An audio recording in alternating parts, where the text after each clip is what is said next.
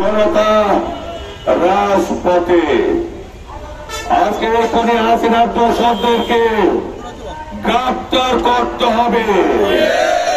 এই খুনি হাসিনা পৃথিবীর যে প্রান্তে থাকুক, যে দেশে থাকুক, তাকে ফিরিয়ে এনে